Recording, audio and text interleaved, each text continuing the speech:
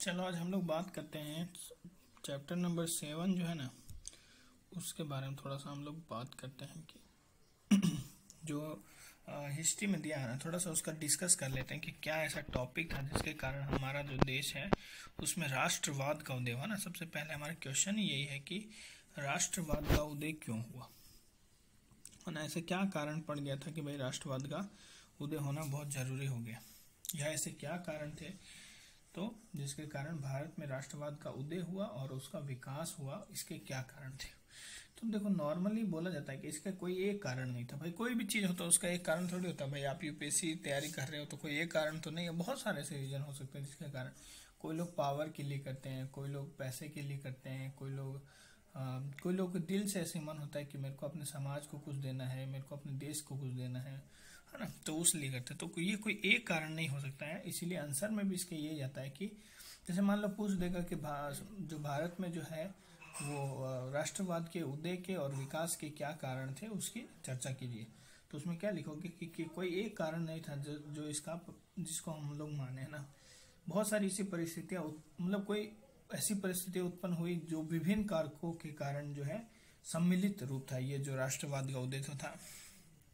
जैसे उपनिवेशी शासन के कारण है ना, उपनिवेशी शासन के में कुछ ऐसी गड़बड़ियां थी जिसके कारण, साथ साथ में उपनिवेशी नीतियां ऐसी थी।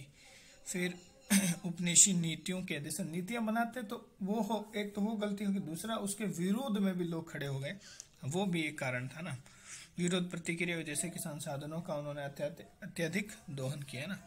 तो अब हम लोग चलते हैं कि कौन कौन से ऐसे उन्होंने मतलब किए, ऐसे क्या कारण थे जिसके कारण हमारे देश में राष्ट्रवाद का उदय हुआ, क्या कारण थे उसको हम लोग देख एक बार पढ़ लेते हैं। ठीक है, संक्षिप्त रूप से देखा जाए तो भारत में राष्ट्रवाद के उदय एवं विकास के लिए निम्न कारक उत्तरदायी थे। अब क्या क्या थे, विदेशी आधिपत्य का परिणाम क्या था। विदेशी आधिपत्य मतलब उन्होंने आके कब्जा कर लिया तो हमारे देश के लोगों को लगा कि नहीं ऐसा नहीं करना चाहिए, क्या मतलब किसी देश का आधिपत्य हो जाए तो ये तो अच्छा बात नहीं है, इसलिए।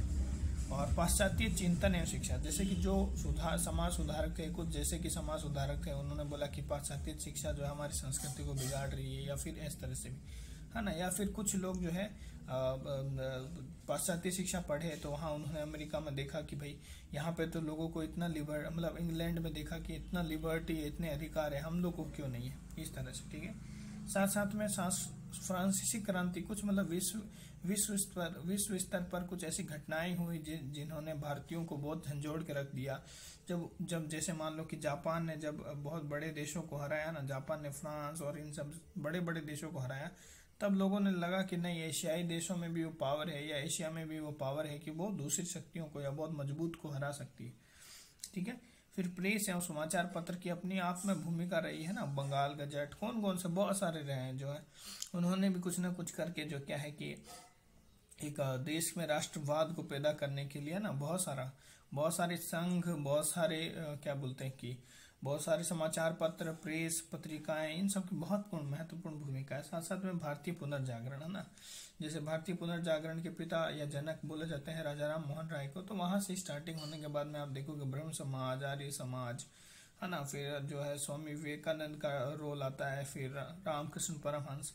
तो इन सबको जो भारतीय पुनर्जागरण से जुड़े संबंधित व्यक्ति हैं, तो इनकी बहुत बड़ी मतलब रोल रहा है राष्ट्रवाद को पैदा करने में। और अंग्रेजों द्वारा आधुनिकता को बढ़ावा, जो मॉडर्नाइजेशन हो रहा था उसके कारण भी बहुत कई हद तक, और ब्रिटिश नीतियों के विरुद्ध आक्रोश, कुछ ऐसे भी कारण थे जैसे कि क्या बोलते थे कि जैसे जातीय अहंकार, एक शब्द बोलते हैं जातीय अहंकार, जातीय अहंकार बोलते हैं उसको ना। जातीय अहंकार इसलिए बोलते हैं क्योंकि उनको ऐसा लगता था कि अंग्रेजों को लगता था कि भारत जो है वो उनसे हम लोग जो है उच्च जाति के हैं, वो हम लोग के निम्न जाति के हैं, और भगवान ने हम लोग को मतलब ऐसा समझते थे कि भगवान ने अंग्रेज समझते थे कि भगवान ने हम लोगों को क्या है ना कि उनकी सेवा के लिए बनाया, और उन लोगों को मतलब अंग्रेजों को हम लोग पर राज करने के लिए बनाया, वो लोग ऐसे समझते थे। ठीक है, साथ साथ में कुछ और भी जैसे मतलब जैसे क्या है कि भारतीय इधर से मतलब भारतीय हित है और इधर से तुम्हारा ब्रिटिश हित है, ये दोनों आपस में हमेशा इन दोनों में टकराव होता था ना, क्योंकि भारतीय कुछ और चाहते थे और वो कुछ और करना चाहते थे, इस तरह से। तो कुछ ना कुछ ऐसा होता रहा जिसके कारण धीरे धीरे घटनाएं बढ़ती गई और एक संपूर्ण राष्ट्रवाद जो है वो फैलता गया, प्रसार करता गया, उदय होता गया। तो कुछ जो है हम उनको उसको फोटो में फिर से देखने की कोशिश करेंगे ताकि हम लोग उसको अच्छे से ये याद कर पाए। ठीक है, ठीक है। तो चलो हम लोग देखते हैं। ये थे, देखो पहला जो फोटो है ये बताता है, मेरे फोटो से पढ़ने में बहुत मजा आता है मेरे को। देखो पहला ये बताता है विदेशी अधिपत्य, मतलब एक देश जो है वो सब पे मतलब आधिपत्य करने की कोशिश कर रहा है, मतलब हमारे देशों पे कब्जा हो गया था। तो ये भी एक बहुत बड़ा कारण है कि जिसके कारण राष्ट्रवाद उदय हुआ ना। और दूसरा है पाश्चात्य शिक्षा, ये लेडी जो है, बच्ची जो है पढ़ रही है, तो इसको समझ लेना है पाश्चात्य शिक्षा और चिंतन, मतलब चिंतन कर रही है।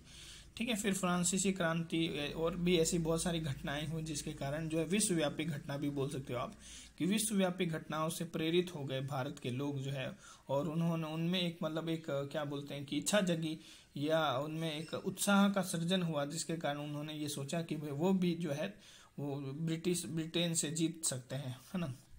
ये ध्यान रखना। ठीक है, ये 3 कारण हो गए। फिर जो है, फिर ये जो फोटो है प्रेस का फोटो है ये, मतलब हाँ मेरे को पता है कि इससे ज्यादा याद होगा। प्रेस और जो समाचार पत्र है उनकी जो भूमिका, उनके कारण भी बहुत योगदान रहा। साथ साथ में लोगों के द्वारा जो तीव्र प्रतिक्रिया हुई, जो विरोध किए गए लोगों ने, उनसे भी बहुत ज्यादा हेल्प मिला। फिर भारत में जो पुनर्जागरण हुए है ना, तो उनसे भी बहुत हेल्प मिला। साथ साथ में और क्या हुआ, और साथ में जैसे कि भाई समाज जो सुधार आंदोलन है, उन्होंने भी उनकी भी जो है प्रवृत्ति अच्छी होती हो गई, धीरे धीरे ज्यादा सुधारात्मक हो गए, तो वो भी मतलब हेल्प किए। साथ साथ में मध्य वर्ग जो बुद्धिजीवी लोग हैं उनका नेतृत्व करना, है ना, क्योंकि उन्होंने नेतृत्व करना स्टार्ट कर दिया स्वतंत्रता सुधार आंदोलन, मतलब स्वतंत्रता आंदोलन में। और अतीत कुछ हद तक मतलब ये भी इम्पोर्टेंट है कि भाई भारत के जितने लोग थे, जैसे कि स्वामी विवेकानंद हो गए, है ना, और बहुत सारे ऐसे लोग थे जिन्होंने बताया कि हमारा जो संस्कृति है, जो भारतीय संस्कृति है, इट्स बियॉन्ड, मतलब वो अंग्रेजों से नीचा नहीं है कहीं पे भी, उसका भी बहुत समृद्ध विरासत है ना। और हम लोग बहुत मतलब उन्होंने क्या बोलते हैं कि प्राचीन भारत के बारे में बताया, है ना, बहुत सारे वेद उपनिषद इन सब के बारे में बताया। तो उन्होंने अतीत का अध्ययन किया, अतीत को खोला, तब उन्होंने बहुत सारी अच्छी अच्छी बातें बताई कि जैसे विज्ञान में भी अपना इंडिया आगे था।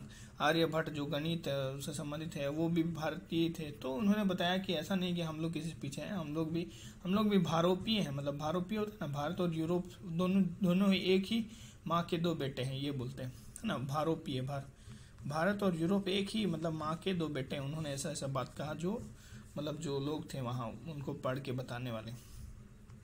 फिर एक मैंने बताया जातीय अहंकार वाला, देखो ये आदमी इनको लेके जा रहा है, तो ये जातीय अहंकार को बताता है, जातीय अहंकार। और एक है कि भारतीय साहित्य की भूमिका भी बहुत रोल रही राष्ट्रवाद को उत्पन्न करने में ना।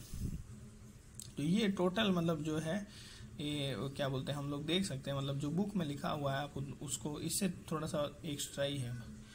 ठीक है, आप इतना लिख सकते हो, मतलब कम से कम कौन कौन सा कारण हो जाएगा। चलो अभी कोई पूछेगा कि भाई आप कारण बताओ, कम से कम 5-6 को कारण बताओ कि जिससे कि आप ये बता सको कि भारत में राष्ट्रवाद का विकास किसके कारण हुआ। तो पहला हम बोलेंगे कि विदेशी आधिपत्य के कारण, दूसरा हम बोलेंगे कि पाश्चात्य चिंतन एवं पाश्चात्य शिक्षा के कारण, तीसरा बोलेंगे फ्रांसीसी क्रांति से मतलब जो क्या है कि उत्प्रेरित होकर, या फिर इसकी जगह आप ये भी लिखो विश्वव्यापी घटनाओं से उत्प्रेरित होकर। ठीक है, 3 हो गए। फिर हम लोग बात करेंगे चौथे कारण के, तो प्रेस एवं समाचार पत्र की भूमिकाओं के कारण। चौथा है कि ब्रिटिश नीतियों के विरुद्ध तीव्र प्रतिक्रिया लोगों के द्वारा। ठीक है, तो ये कितना हो गया, चौथा। 5वां हो गया पुनर्जागरण, है ना, भारत में पुनर्जागरण आंदोलनों का भूमिका या योगदान या सुधार आंदोलनों की भूमिका, है ना, तो ये भी हो गया। फिर समाज सुधारक जो है उनका हो जाएगा ना, उन्होंने देश में एकता, राष्ट्रवाद और छुआछूत को दूर करना, इन सब पे फोकस किया ताकि जो है सब लोग एक हो सके। तो ये 5वां कारण हो गया। मध्यवर्ती बुद्धिजीवियों का जो है कि नेतृत्व करना, ये 6ठा कारण। 5 मतलब 6-7 हो गया होगा। और अतीत का पुनः अध्ययन करना, मतलब अतीत को बताया कि प्राचीन भारतीय विरासत है, तो ये हो गया। फिर अंग्रेजों का जातीय अहंकार जो है, अंग्रेजों का जातीय अहंकार ज्यादा था कि भाई हम लोग ज्यादा बड़े हुए।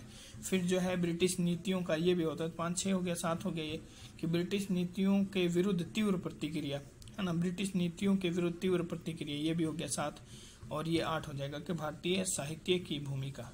तो ये 8 रीजन, 8, 9, 10 और थोड़ा 1-2 और जोड़ सकते हो, तो कम से कम 8-10 रीजन बन सकते हैं, जिसके कारण हम बता सकते हैं कि क्यों भारत में राष्ट्रवाद का विकास हुआ और किस तरह से भारत में राष्ट्रवाद का उदय, पहले तो उदय बताना है फिर विकास बताना, भाई यूवी बताना है। यूवी मतलब पहले उदय हुआ तभी ना बाद में विकास होगा, इसलिए ये हम लोग को याद रखना है, ठीक है। तो इसी के साथ जो है ये हम नेक्स्ट वीडियो मिलेंगे कि सबको फिर अच्छे से बताएंगे, जैसे कि विदेशी आधिपत्य का परिणाम क्या हुआ। एक मैंने कारण और बताना मैं भूल गया ना, एक कारण ये भी था कि जो क्या बोलते हैं कि विदेशी हित और भारतीय हितों के मध्य टकराव, तो कम से कम 9-10 कारण हो जाएगा। विदेशी हित है ना, इसका फोटो मैंने डाला नहीं यार, डाला नहीं है ना विदेशी, हाँ इसका फोटो नहीं डाला, सॉरी यार, उसमें से हाथ दिया हुआ था ऐसे करके दोनों हाथ टकरा के, तो विदेशी हित और भारतीय हितों में टकराव, चलो कोई नहीं, बहुत बढ़िया।